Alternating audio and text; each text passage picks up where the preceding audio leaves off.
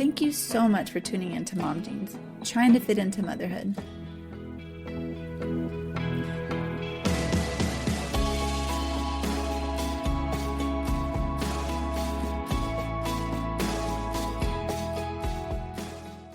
How are you feeling? Pretty good. Good. Everyone would say grumpy. Everybody. Oh. I'm so sorry. But a little tired, but I have been feeling like just cranky, and I hate that. I don't think I was that bad with Weston with the crankiness or the just being irritable a little bit, but this time around I'm just like that, and I feel like my eating is out of control. I was so much better with Weston, and now I'm like birthday cake, ice cream. It's just like so much sweets, and I feel like I've gained a lot of weight a lot faster than I did with Weston. So I've been like struggling with that.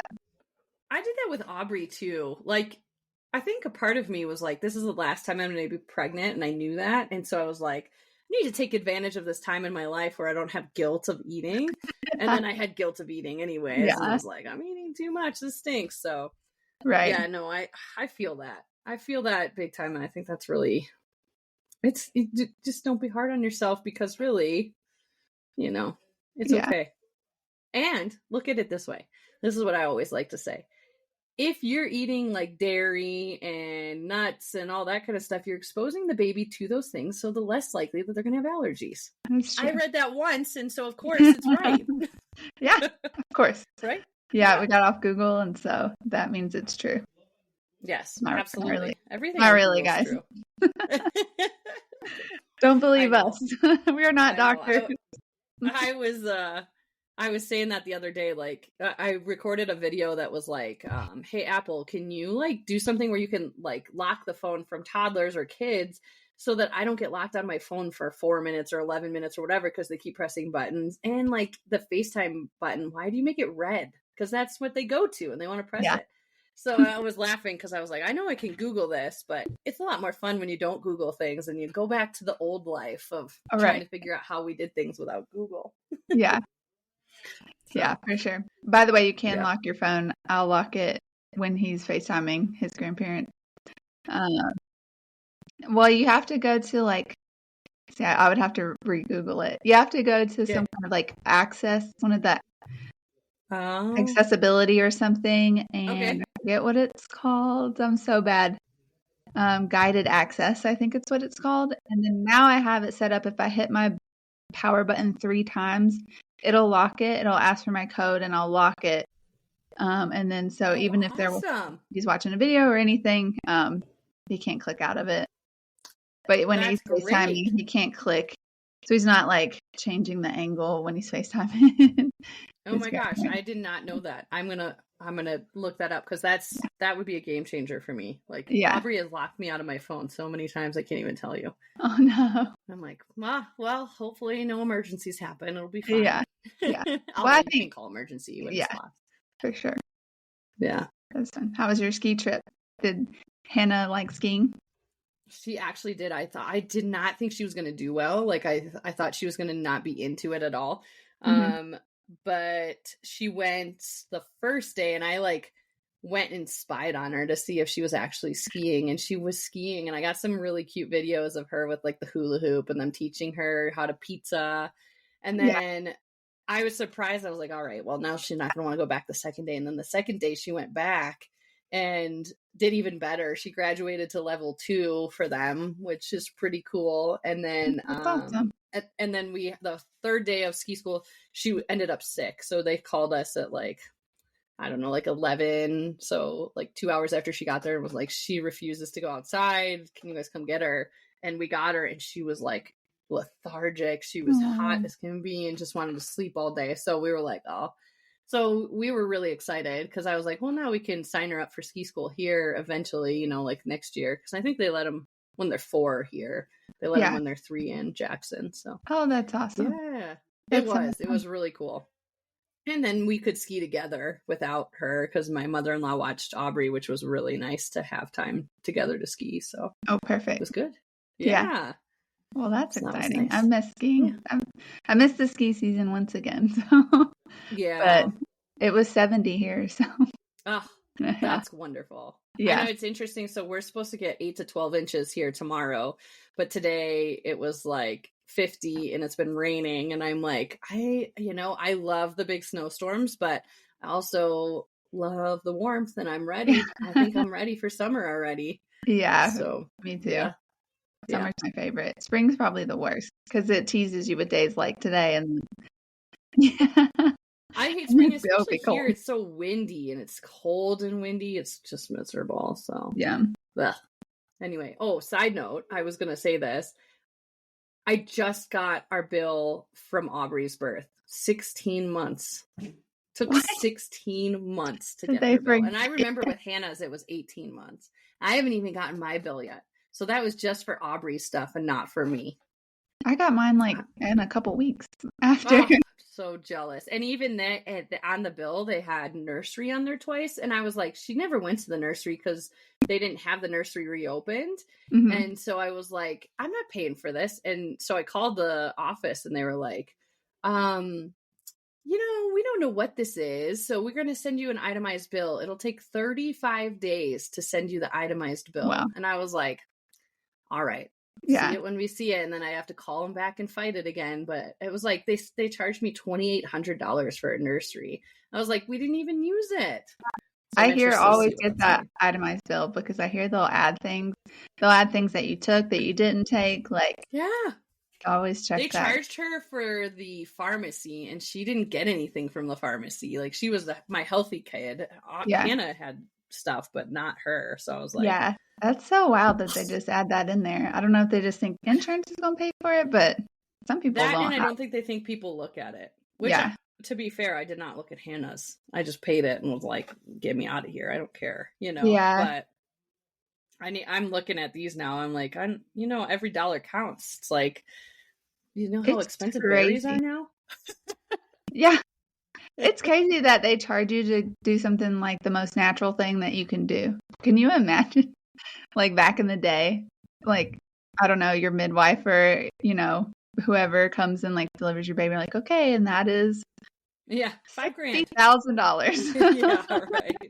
Seriously. It's crazy. It used to just be a very natural thing, and now we have to pay for it. It's just like paying for feminine products. It's like the dumbest thing ever. More and more places aren't doing that now. It was interesting. We were in the airport and they had free pads and tampons, and I was like, "Yep, this is great!" Like, I was so excited because I forgot some, and I was like, as long as I can get to the store, it'll be fine. But right, yeah.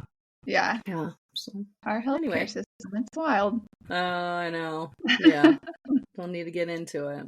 No, get on my soapbox. I know. Okay, so I'm gonna say, welcome to Mom Jeans, the podcast.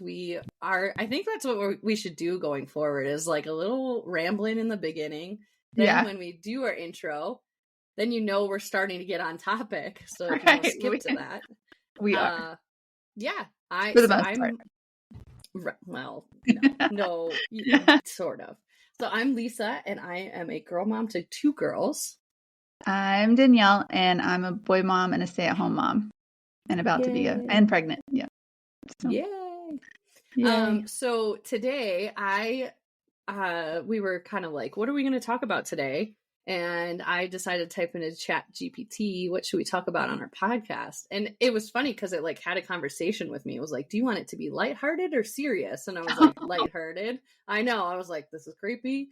Yeah. And I was like, lighthearted. It said, okay, go over these 10 mom myths. And I was like, ooh, these are kind of fun little quick hits or deeper dives that we can get into. So I'm going to go through these, but I'll start with the first one that was on the list. And I think this is a good one for people who are going to be first-time moms too, to hear from us who are not first-time moms, but we're first-time moms. So the first thing it says, you'll instantly know how to be a mom. The myth that the moment your baby is born, you automatically know what to do. Spoiler alert, it's a learning curve, and most of us are figuring it out as we go. How do you feel about that? No, absolutely, that we're figuring it out as we go. I don't know how many times I asked the nurses, am I doing this right? am I doing this right? What do I do? How do I like get this baby to latch? Like, so no. I was thinking about that. I think this was the only question that you read to me, and I was talking to Ryan. I just said, I was like, I think back in the day when people were more like in villages and like tight knit communities, or even back in the caveman period, like you're around other mothers and women, and there when they give birth. So I think it probably came more natural when it was more almost instinctual. Am I saying that right? Mm-hmm. Yeah. But now, especially in America, I feel like we're so isolated a lot of times, and don't have that community. Like, I didn't have any experience with kids at all up until this point, so I had no clue. And yes, I used Google a lot and called friends and like used you guys, my mom, and so no, I don't think certain things come natural, like waking up in the middle of the night and when your baby cries, but other than that, I don't know. Sometimes the love comes natural, but again, I've heard that not coming for everybody. The having a hard time like attaching. So I would say that's me. I would say that's such a great point too. Like, I do think, like, my mom was here for the last 3 days helping us through spring break, and it was like so nice to have an extra set of hands. And it's I was thinking about that while she was here, and I was like, man, think about being in a village where you can like be like, hey, I need to run to the store, or I need to go run. Can you watch my kids? And it's like, you don't even ask, you just do it. And it's totally fine. And it works. And, I think that would be so great, but then I think of myself in the control sense, and I'm like, I don't know if I would like the way other people want to parent. And maybe you just kind of go with it, and you don't have that control sense when you are raising kids in a village. It's interesting. Like, oh man, I was venting a bunch about my mom. You saw, like, my mom today was like, your kids should be listening to you 95% of the time. I was like, excuse me? Like, Mom, my kids are 3 and 1. 95% of the time, you guys always listen. You guys never cried this much. You guys, I said, Mom, what do you remember? I'm 38 years old. Like, what do you remember from 35 years ago? And she's like, I mean, you guys didn't watch TV until you were 5. And I was like, really? And she goes, that's not true, is it? I guess you guys were younger than that. And I was like, yeah, like, no, like, Mom, you don't remember what happened 5 minutes ago. Like, I don't remember what happened 5 minutes ago. But I do think it's interesting. Like, her mom instincts, I think, have grown with us. Like, as we get older, her mom instincts have gone to advising us on, like, whatever. I don't know, like, life. Right now, her big thing is how much she's damaged her skin over the years, and how I need to start wearing better moisturizing creams and stuff like that. And I should have taught you how to do all that as a kid. And I'm like, all right, lady, whatever, like that. Yeah. But that's what her concerns are as a mom now. And I think, I definitely instinctually, like, I was terrified of Hannah when Hannah was born, and I had no idea what I was doing. And anytime she cried, I was like, what am I doing wrong? I know. I'm doing something wrong, So yeah, I think that's definitely a myth. Like, you won't instantly know how to be a mom, but you'll figure it out. Yeah, I'll say, and you'll be all right. So don't be afraid by us saying this. Okay, so the next one I'm going to go to is, and this is maybe topical for you now, and you can tell us, pregnancy glow. The myth that all pregnant women have this radiant, glowing skin. Some of us feel bloated, sweaty, and tired while waiting for that glow to appear.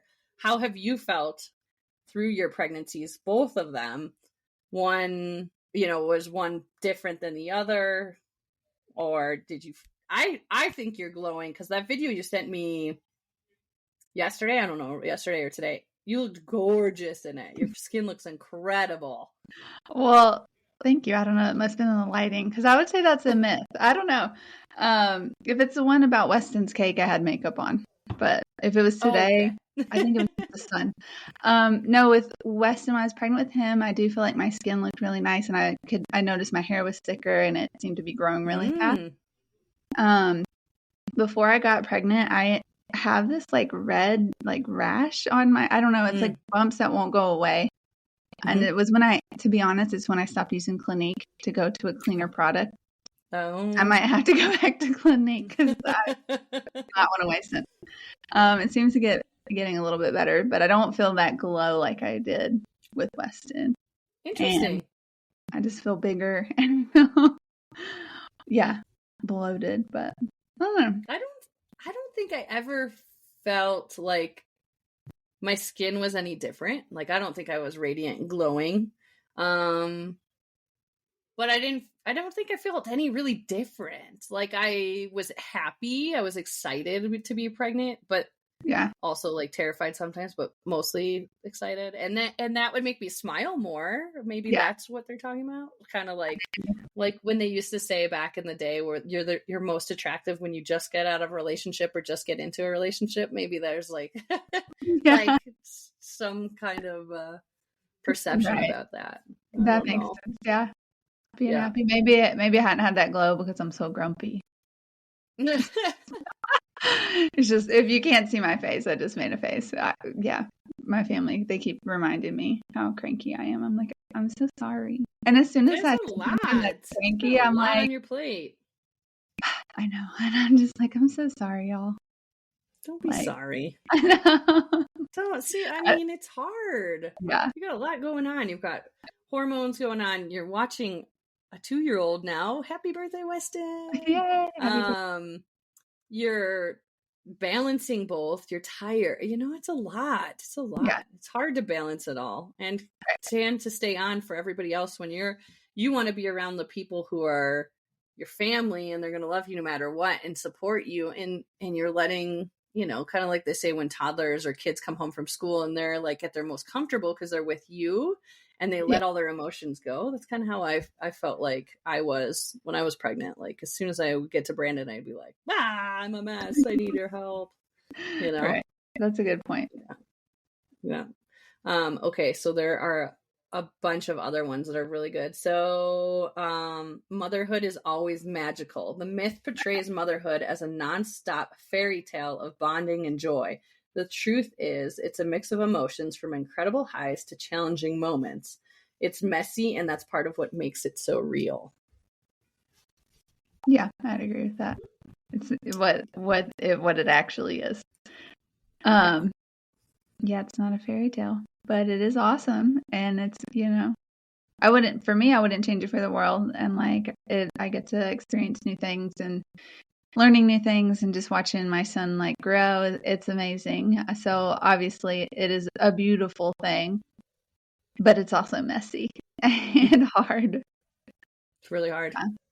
Yeah. It's so interesting because it's like, Brandon and I will talk at night before we go to sleep and we're like, all right, today, we try to unpack the day a little bit of holy moly, Hannah is challenging us so much right now. She is a fierce, independent 3-year-old, and whatever we say, she throws it back in our face, and it's so challenging. And my mom yesterday, Hannah said something, and my mom just started bursting out laughing when we're trying to be serious and trying to discipline. And it's hard. I mean, we obviously love her, and it's just really hard. I love a lot of it. But it's challenging. Aubrey right now, if she's not attached to me, she's screaming and upset, and it's really challenging to do things. And I love that she loves her cuddles and to be close to me, but I also want to be able to make breakfast or make, clean stuff and do stuff. And that is I love you so much, but can you give me a minute? Right. And I'm but we were on vacation and my brother was there, and he's I said, hey, can you take Aubrey out for a little bit just to get her out of the place? She's been inside all day. And he's like, is she going to let me take her?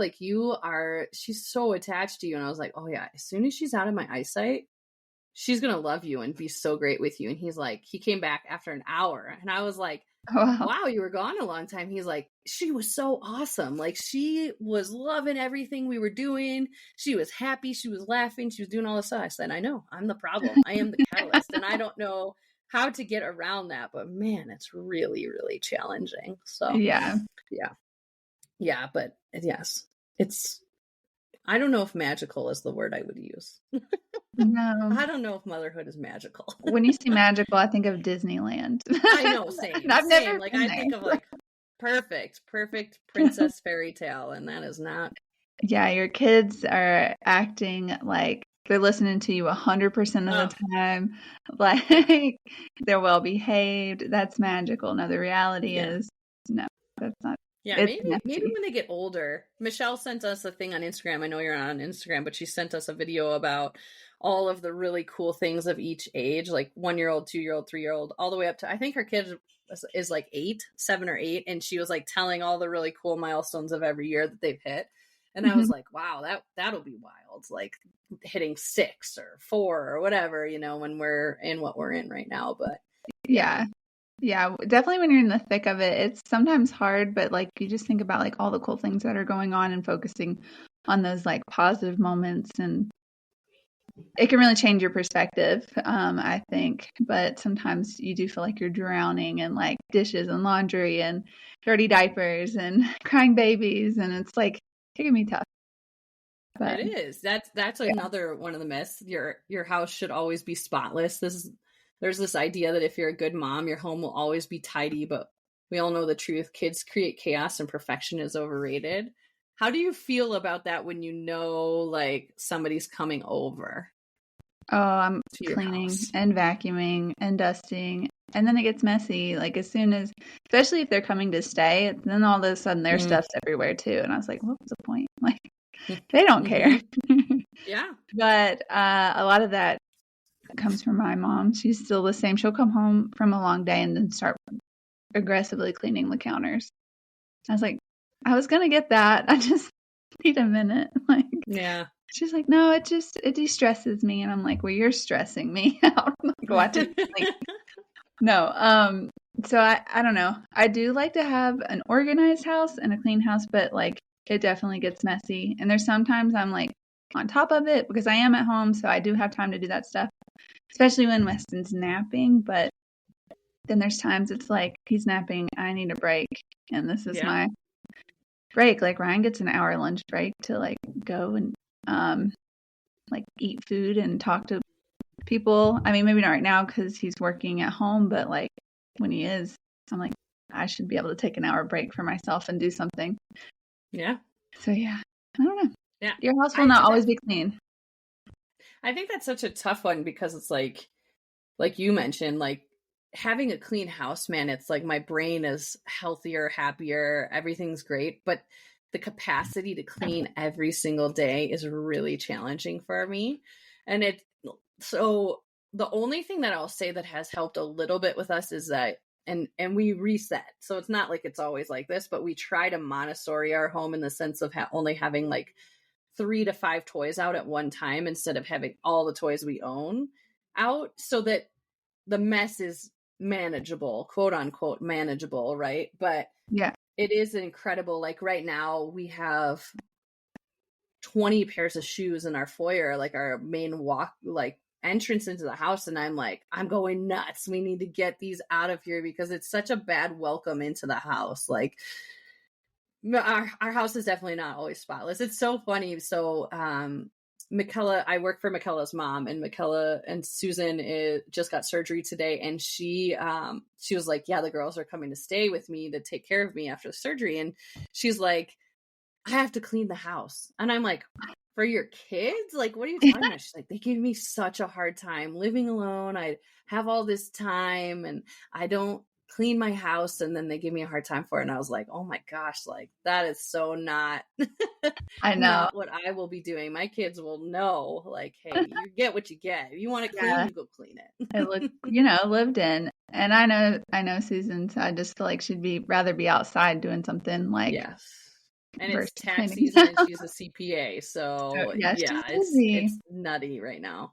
Yeah. No, I will say someone told me, because they knew how like upset I get about like things being unorganized. They're like, your kids or, your family, you're not going to remember whether or not your house was clean, but you'll remember like the memories that you made or, went and like did.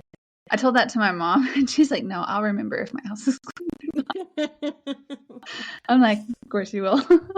It's She noticed interesting, like the littlest thing, like if there's like a fingerprint on the refrigerator. She was like, I just wiped this off. I'm like, Mom. it's crazy. Like my mom grew up in a super, super tidy house. Like my grandma, her house was spotless constantly, always. Even she lived alone until she was 92. Even when she was 92, like that house was spotless. It was perfect. And then my mom fell very, very far from the tree because she was not a tidy person at all. Like we were not tidy. We did not grow up cleaning, tidy, anything, right? Like we just got by. We do the dishes and the laundry, but that was about the extent of what we did. Yeah. And I just think about like when my mom hardly ever let my grandma into our house. Like we would always go to my grandma's house, but like I can really seriously remember my grandma coming to our house twice. And immediately she would start cleaning and it would make my mom so mad. So I think that is such a funny thing to see, like, and when that's a priority for people. Like I wish I was a cleaner person for sure. Like I wish I took care of our stuff and cleaned it better. But it's really a hard balance. And I think about back before I had kids, and I wasn't clean then, and I should have been clean then when I had the opportunity for nobody else to mess it up. Yeah. But That's here we hard. are. Yeah. That along those lines, one of the myths, you have to be super mom, the notion that you need to do it all perfectly, be an amazing mom, partner, friend, and professional. No one can actually do everything flawlessly, and that's what makes us human. That is a challenge for me. I have a lot of guilt when I don't do things great and perfectly, and I don't know how to let that go. And that is a really big challenge for me. And you know that because I've texted you through struggling with my mother-in-law, like giving the kids stuff that I specifically ask her not to. And then I'm like, oh, I'm going to mess them up because of one, when they're with Nana, like they do this, that, and the other thing that I don't believe in. And it's really hard, because then I'm like, maybe I just shouldn't ski and I should just stay here and take care of them so that they don't, whatever. Or maybe they should just respect your boundaries. Yeah, no. That's what my father-in-law looked at me, like within minutes of him seeing Hannah, he's like, hey, you want some of my pop? And I'm like, dude, she didn't even ask for it. Like, why are you even doing that? And then on the last day, he's like, I'm going to get you in trouble, Han. I'm going to give you my Diet Pepsi. And I was like, no, you're not. And he looked at me and he goes, your mom won't let me give this to you. I said, you're right, I won't. Don't do that. Like, yeah. First of all, you're villainizing me, which right. is whatever. I'm fine with that. Like my mom was always really good about always blame me. You want to get out of something, blame me. My mom was great about that. And I feel the same way. Like villainize, that's okay. And that doesn't bother me. But like you're sitting at the table with me where I don't approve of this. Why would you even do that? Like that's something that's really important to me. And I don't understand that. And I do know, like, as Hannah has gotten older, I have lessened up on my strictness, but there's a lot that I don't understand, Yeah. Yeah, same. I would say, I have a lot of mom guilt, and what was it again that we're perfect? Super mom. Yeah. You always have to be super mom. Yeah, and like there's some days I really feel like I'm on it, and then there's days that like I don't know. I was like I could have done better, or I could have been like not get aggravated. I do pretty well at like just kind of staying calm, but then sometimes, especially being pregnant, it's just like, okay, I need you to listen now. Like, and then I feel bad for, I don't know, just not gentle parenting. That sounds really bad. I am nice. I'm not yelling. I don't spank. I don't do any of that, but it's just like, I could have handled the situation better. And it's not even with Weston. It's usually with my spouse, my husband. So I'm like, I could have handled that situation better.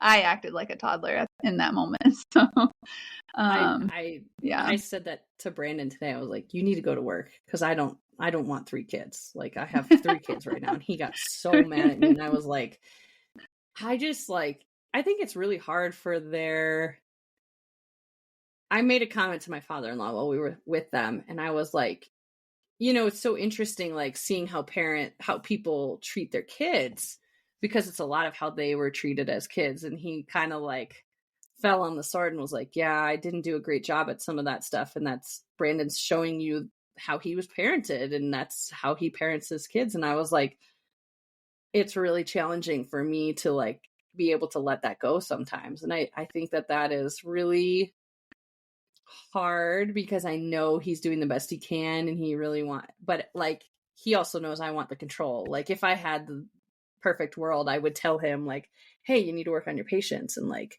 he would be patient then, and just kind of let these things happen. Right. Yeah. And that's really hard. It's really hard for me to watch that and not lose it, and not criticize his every move. I don't know how to let that go. And that's really hard. Yeah. That is hard, especially because when I want to be done. super mom and control everything. Yeah. And gatekeep. That was one of our earlier episodes. Yeah. That's gatekeeping. right. You can go back and check it out. I don't know what number it is. If Leah was here, she could pull the number right out and be like, yeah, right. Just do that. Yeah. Yeah, no. It's the same. So yes, I feel like I strive to be super mom, and then I like get burnt out on trying to do all the things, and then I just like give up. So I just need to just do what I can, and I don't know, not stress and compare myself to others. And that's one of the other ones, the myth that you have to do it all. There's a belief that moms should be able to juggle everything: work, chores, social life, cooking gourmet meals, and being a perfect parent. But in reality, it's okay to ask for help or let things slide sometimes. And that's exactly what we were talking about. Like, asking for help for me is tough, because if you don't do it my way, then I'm like, why did I even ask? Right. It's just such a problem. I feel that too. Problem. I've even had Ryan say, he's like, you asked me to help and I'm helping, and now you're telling me I'm doing it wrong. Yeah. So I don't want to help. Yeah. I was like, that's fair. I get it. Sorry.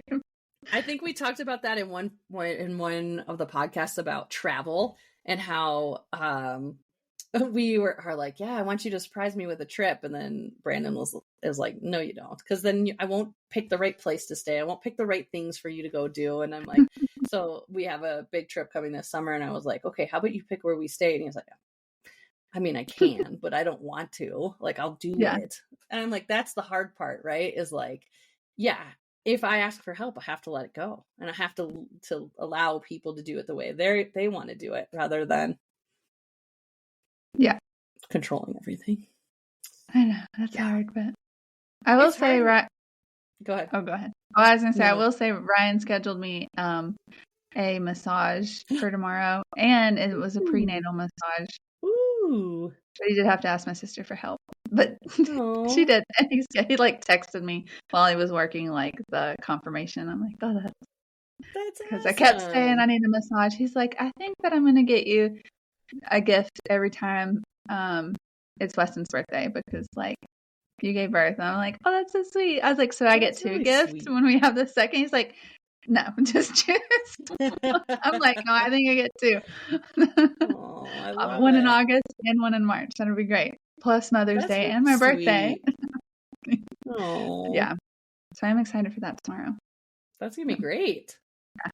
But now I have to ask for help, which I have to ask my dad or my sister to watch Weston.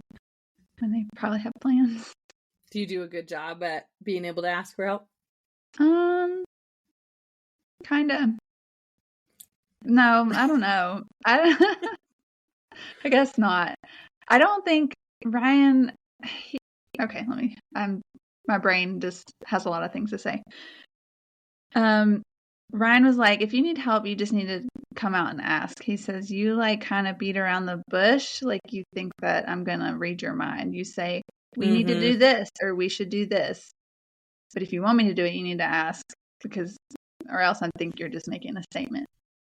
He's like, if you want me to change Weston's diaper, say, will you change his diaper? Instead of saying, oh, you have a dirty diaper. He's like, I hate that. So I guess not. He's like, I'd rather you straight out and just ask me, instead of like, I don't know, kind of. Have you ever seen the movie The Breakup? Yeah. with Jennifer Aniston and Vince Vaughn, and Yeah. she's like, I want you to want to do the dishes, and he's like, who wants to do the dishes? And it's like, yeah, but like I want you to want to like Do it. do these things for me and want to like, you know, Yeah, yeah, I it's agree. hard. And to Yeah. be fair, Ryan says he can't smell anything. I don't know if it was COVID. He said he couldn't smell things before that. So who knows? Something the military probably gave him. Those anthrax shots. I don't know.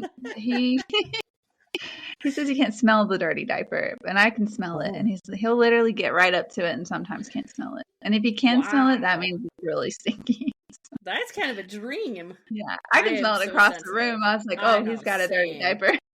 Same. Yeah. Yep, I sense that for sure. So I guess I'm not good at asking help. I ask passively, I guess. Yeah. And then get upset when no one helps me because I didn't ask for help like a normal person. Yeah. Yeah, I agree with that. Like a lot of times will be like, how do you not know what I want by now? We've been married for almost 5 years. And it's like, you know, I talked to coworkers in the past and they're like, you don't want to get to the point where you guys know each other so well that you don't ever have to like converse or any of that because it's not fun anymore. So enjoy it, but also understand it's going to be challenging. And I'm like, yeah, I think that's the hardest part too, right? Is that I can't even imagine back in the day of like our grandparents' age where like my grandma just stayed at home and was expected to make the meal every day and to clean the house every day. And that's just what she was supposed to do. It wasn't like my grandpa was ever expected to chip in. And if he did chip in, it was weird, right? Like guys didn't do that. Like even in our parents' era, like I talk about to people like how many of our dads changed diapers, and there weren't really that many in my circle that the dads actually changed diapers. And I'm like, wow, that's crazy. Like I can't even imagine living in that era where that was all just expected of you. Right. Yeah, that's wild. Times have changed. Like the dad would lay down the law, and like, you know, it was normal to be afraid of your dad because he was just there to lay down the law. Yeah. Crazy. Which is kind of unfair. Like, oh, Johnny did this. And like, just wait till your dad gets home. And like, you have to be scared of your dad. Yeah. Yeah. I am glad that times have changed from that and that parents take on whatever role that they need to. It's not, and it might not even be 50-50. It's whoever can do what at what time. Like, you know, and then I also, it's probably on Instagram that I saw it, but they were talking about how like when the dad or whoever goes to work and then comes home, like they're clocking out of work, but now they're clocking in to being a parent. Whatever they need, that they need to help with bath, or they need to help with food, do laundry, like what is it that they need to do? And then also like the stay-at-home person is like clocking in and doing all the things, and then I don't know. So whatever's left at the end of the day, it's like they're tackling that together, their partners. So it's nice because they do portray like in the 50s, the dad coming home, getting a beer, sitting in front of the TV. Yeah. Like, I don't know. So. Yeah. Totally different times. Very lucky. Yeah, for sure. My friend, her dad, she said her dad never changed diapers, but now that he's a grandparent and he like babysits them a lot because he does have a lot more free time, is like kind of retired. And so he changes their diapers. He like, you know, takes her son to jujitsu, like does all this stuff with them. And I don't know. It's just funny how grandparents change, except my dad still has not changed Weston's diaper. Oh, yeah, my dad refuses. My dad refuses. Yeah, he would never. He would never do that. Yeah. But then Ryan's dad does it all the time. So does he? He's like, "Oh, I got it, Danielle. Do you want me to get him up? Do you want me to put him down for a nap?" I'm like, he's like super, like, I don't know, helpful. My dad's helpful too. My dad will take him on the 4-wheeler and they go do man stuff out in the yard. So that's cute. He had him help them pick up sticks and put it in their trailer because they have a lot of branches and stuff down from like when they had the hurricane and the ice storm just recently. It's So they've been awesome. picking stuff up. Just So different experiences. And, yeah. luckily our kids won't know they didn't get their diapers changed by their grandparents unless they listen to our podcast. Right.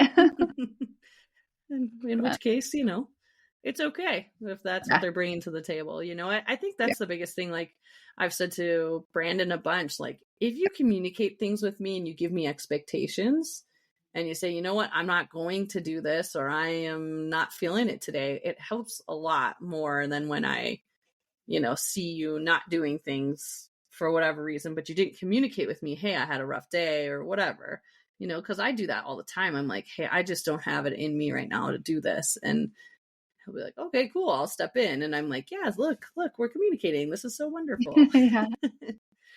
But it's hard. I think the strain on marriage from kids is just incredible to me. It's like, man, I can't even believe like how free our lives were before kids, and like how people all the time would be like, oh, don't rush to have kids, don't rush to get married, don't rush to do all of these things because your life on the other side of it is so different. It's just like all these changes, like same thing with becoming empty nesters. Like everybody's like, don't rush into that because then your house is quiet, kids aren't around, all that kind of stuff. And you're like, yeah, I'm not rushing for that period at Mm-mm. all. I do wish sometimes for a little bit easier, and it has gotten easier as the kids have gotten older, like for sure. But yeah, I don't want to wish it away, but I also like, wow, what was our lives like before? I know. A lot more free time, though. I feel like we just watched a lot more Netflix, to be Yes, honest, same. watching We shows watched a and stuff. lot. Now we Yes, barely watch TV, but I will I say know. it's so easy to put like your marriage on the back burner when you're focused on like your kids and like your job and trying to just not survive during the day, but just to get through Yeah. it and like do all the things.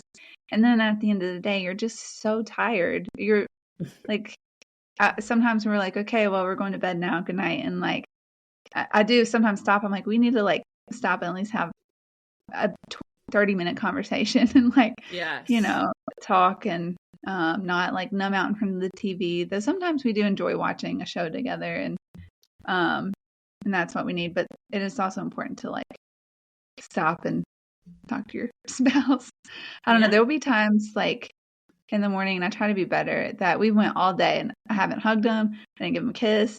It's just like we would just got up and like just started going. And I'm Yeah. like, I will say the other day, I was like, I hadn't kissed you all day. He's like, well, it was kind of hard to because that was the day I was being really grumpy.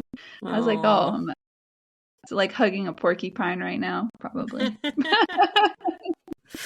But it was my fault. It was. I don't know if you've ever I've heard it of women like, this isn't me, but like kind of not despise their husband when they're pregnant. They're just like, don't Mm-hmm. really want to be around them, don't want to be touched by them. That's not me. I'm not to that extent. Mm-hmm. And I was like, I don't get that. And I didn't feel that way with Weston, but this pregnancy, I'm like, I could kind of get that.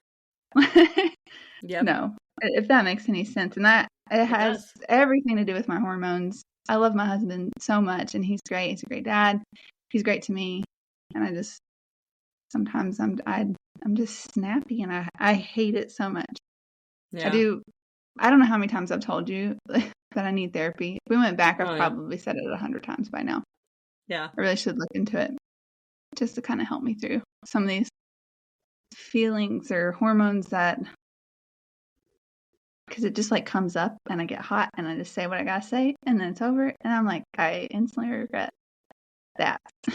So I think what I really liked about therapy was like we would unpack a bunch of stuff, like to the point where I would either write notes in my phone of like what I wanted to cover in therapy, or I would, things were just popping off. But I would get to the point where like there wasn't enough time in my therapy session to get to everything.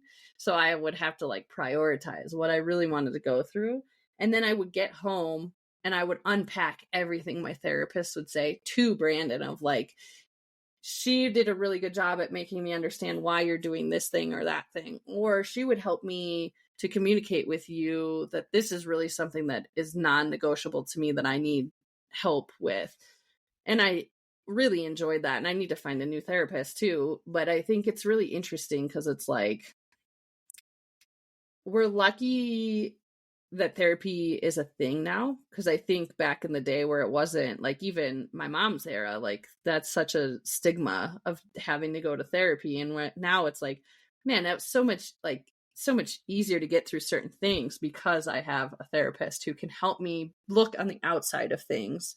And I really enjoy that, and it helps us, in our relationship, because it helps me to understand his side a little bit more. But I also I liked it because she would be like, hey, that's a little controlling, that you need to let that go. And I'm like, I know, and Brandon's really good. Like when I ask him like, hey, can you work on this? This really bothers me that you do this. He does it. Whereas like he says it to me and I'm like, whatever, I'm not going to change. It's just not fair at all. So, Yeah. Whoops. Yeah. We're working on it. Like I said, this podcast needs to be called We Need Therapy. We need therapy. Yeah. We need a therapist. Yeah. Okay, so I'm going to end with two. There's two kind of more not lighthearted, but not as deep. So a myth that all moms instantly love breastfeeding. Society paints breastfeeding as this beautiful, magical bonding experience. While it is for some, it's not always easy or fun for everyone. Some moms struggle with it, and that's perfectly okay. I hated every moment of it. Every moment. Yeah. It was okay when we finally got it. But I had that feeling, I think it was Leah who mentioned it, but like at first, like few seconds before your milk dropped, I don't know who was talking about it, and you just feel like, this sucks, I hate this, I'm so sad, like I'm angry, like this wave of emotion. And then as soon as like your milk let down, it was like fine. But it was painful, and I don't know if it's because I didn't get to breastfeed right away, or I didn't even get to hold my son for 24 hours. I think that had a lot to do with it, but it was just hard, and I feel like we struggled at the beginning, and then there was like some part in the middle that it was okay, and then when we got close to 9 months, we were struggling again because the boy can't sit still, so he was like not gaining weight like he should, and so it was hard. I'm glad I got to do it for 9 months. I'm thankful for that. And then of course I wanted to make it to a year, and I felt like a failure that I didn't. But once I did let go and stop, even though I felt like a failure, I felt this like relief of like, I'm glad that is over with. So I'm hoping it's different this time. I agree with that. I think the beginning, oh man, it was so stressful of like, is she going to latch? Is she going to be able to get it? Like, this is so hard. And there were times like, it's weird to me. So I'm going to kind of go on a tangent for a second, then I'll come back. But when I traveled in Europe for 3 months, like around the time I turned 30.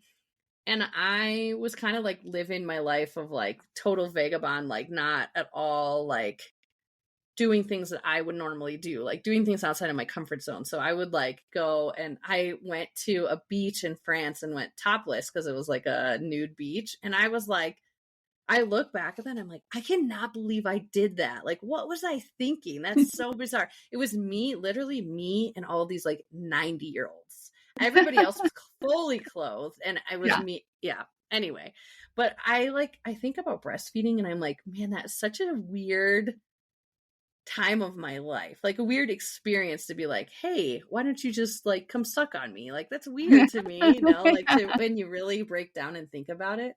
Right. But in the time, it was like really nice to not have to like carry formula around with me. But on the flip side of that, then I had to have my pump with me everywhere because I never knew like, oh, I have to go to work and I have to pump at work, which I hated doing because people would walk in on me doing it all the time and then try and have conversations with me while I'm pumping. And I'm like, it's weird. It was weird to me. And I agree with you. Like, I really wanted to make it a year with both of them. And with Hannah, made it to 9 months.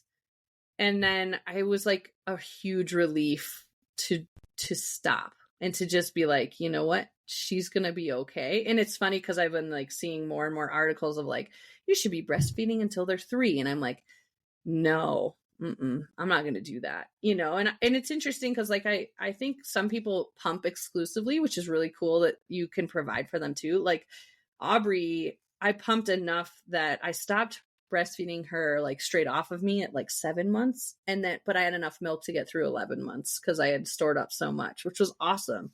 Yeah. But it's interesting because I know 3 different people that didn't breastfeed at all. And the guilt they had for not doing it is so bad. Was so bad when they were deciding not to do it, but now when they look at it, they're like, my kids are fine, they're healthy, good kids. Like, it's it's a really hard thing. Like, it is Mm-hmm. not. I did love the connection points of it at times, for sure. Yeah. But anyway, yeah, It's hard. okay. But I've heard people say it's magical and they loved every minute of it, and that's awesome for you guys. Yeah, good for And you. that sounded sarcastic, but I don't mean it. That's truly amazing, and like happy for you. Like, Yeah. I wish that was me too, but it was not. It was not my experience. Yep, I agree with you. Yeah. I agree with you in that. Like, I also like didn't enjoy having to wear with Hannah. Like, I was a total overproducer. Like, we got to the point where Hannah was spitting up so much, and so I had a lactation consultant come, and she's like, "So you're feeding her way too much." And I was like, "Oh wow, that's crazy." And it was like a problem that other people didn't have, and they like underproduced, and they're like, "Oh, you careful what you wish for." But the thing is I would wake up soaking wet all the time because I would just leak through. So, that was really hard. But yeah, I didn't, yeah. We can move on from that. So the last one is kids will sleep through the night by 3 months. The myth that your baby should be sleeping soundly by a certain age. Many babies take months or years to sleep through the night, and it's totally normal. Oh, this one's so controversial. I cannot speak today. Controversial. Yeah. There we go. That's okay. Yeah, because some people say that they should be sleeping, and then others are like, no, you should still be waking up your baby, or they should be sleeping with you. So there's a lot that go. I think whatever works best for you is what you should do. I will say Weston did sleep through the night by 3 months, and he did pretty well. And of course, kind of he had sleep regressions where he would wake up in the middle of the night here and there. So I feel like we got lucky with a lucky sleeper. But again, that's not everybody's story, and that's a myth. So we were really lucky with Hannah. She at 3 months slept through the night, and then slept all the way through the night, like every single night until she turned 2, and then from 2 to 3 had been a nightmare. And we finally, I want to say it was like a month and a half ago, decided she would come to our room. Like, some nights she would come to her room like a million times. We would just walk her back because we were reading all these things about how to like make her sleep through the night, and it was really hard. And I finally was like, you know what? You can sleep on the floor next to my bed, because Brandon and I both did that as kids. We both slept on the floor next to our parents' beds, and we're like, you know what? Let's just let it happen. So now she comes in between 1 a.m. and 3 a.m. She usually will wake me up and say, "Mommy, can you please put the blanket on me?" Even though she knows how to do it, but she just needs that comfort of hearing me and me helping her. And then she'll sleep until like 7. When we were forcing her to sleep in her bed every single night, like I said, she'd come into our room on average 3 to 5 times a night, and then would be up at 5 a.m. And now we can get her like, it's so much better. And Aubrey, she went through like probably a 6 to 8 month stint of doing really great at sleeping through the night. And now, and I don't know if it's because she's sick or what, but we have not gotten through the night in probably like, it's only been like 2 weeks, 3 weeks or so. And you're like, man, I really enjoy being able to sleep through the night. But it's interesting how many people that I had talked to never had troubles with their kids sleeping. And then there are people I talk to that are like, oh, I don't believe that people don't have problems with their kids sleeping. I said, Hannah was awesome until she was 2. So like, I know it can happen, but to put that pressure on yourself of like, oh, we also super controversial. We let both of our kids cry it out at 3 months. We started at 3 months trying to let them cry it out, and it worked great for Han. 3 nights of her crying, and then like 15 minutes, and she was Yeah. fine. Aubrey, the first time we tried to let her cry out, it was 3 hours, and I Oh, was no. like, I felt like it was abusing her. It was horrible. And so it's like such an interesting thing, because then you start to worry like, oh, me going in the room all the time, is that gonna make her always need me to go to sleep? And Yeah. But It's it's all, hard. yeah, it is. But in a grand scheme of things, it's like such a short time too, even though it might be years. Yeah. But it's just, It's so it's wild. It's so true, because it's interesting. Like the teacher that Aubrey has now, that's the same teacher that Leah's son and Michelle's daughter have. And she believes in teaching potty training in like 3 days or 5-day windows. And they'll be perfectly potty trained after that. We went through it with Hannah for a year of trying to get her to potty train, because that's what our school wanted us to do. And it was painful while we were in it. Same thing with the year of no sleeping. And now I look back on it and I'm like, oh, that was like a blip on the radar, even though it was a full year and we were so frustrated while we were in it, but now we're like, oh, it wasn't that big of a deal, but it was, It's crazy. Oh, it's wild. I was listening to something, some countries let their kids sleep in their room until they're 7. I'm like, that's a long time. But I don't know. Some people, again, back in the day when people lived in one room houses, they all lived in the same room, or I don't know. Yeah. Which is wild, because then how did you have 8 kids? Right. Like, ew. My question. Ew. I don't want to know. Were you doing it with them in the room? Ew. Oh, yeah. Things that I think about. I'm like, that's just random. I have those thoughts all the time, and usually I put them on video and you guys all get to see them, so you're welcome. Yeah, like Hannah had to sleep with us in Jackson Hole while we were on vacation, and man, she was rolling all over the place. She was digging her feet into my back, then she was headbutting me all the time because she wanted to be as close as she could to me, and I'm like, this is not maybe kids who always co-sleep are better because they're used to it. I don't think so. I don't know. I mean, I shouldn't generalize, but I can't. I don't sleep well, and I'm not the best when I don't sleep well. So that whole year, I'm sorry if anybody encountered me in that full year of Hannah not sleeping, because I was like, I hate everybody. I hate everything. Don't talk to me. And that's not me. I'm a super, I want to talk to everybody. I want to know everybody's story. And I was miserable. So yeah, that's how I am without sleep too. And I will say, when we got here, Weston was not sleeping. Yeah. At all. Well, he just kept waking up hour after hour, and it was just a lot. And of course, I'm grumpy because I need sleep too, because I feel the same. And especially being pregnant made me even more grumpy. But just so we tried a combination of things. Well, one, that obviously we always go outside when we can, and then I tried putting his nap a little earlier, making sure he gets up at a certain time. I think what did it was we have the hatch, and I just have it 1% of it's just red, because I was like, oh well, red light's not that bright, because if blue, I felt like if it was a blue light that was gonna be too much. I did the red light on 1%, and so it lightens up the room a little bit, because the room that we're in, because we're sharing a room, is so dark. And I was like, well, maybe he just keeps waking up and not knowing where he is, because in our old house there was the fire alarm that put off a green tint, when I was in his room in the dark, you could still see if your eyes were adjusted. So I was like, well, maybe he just can't see where he's at.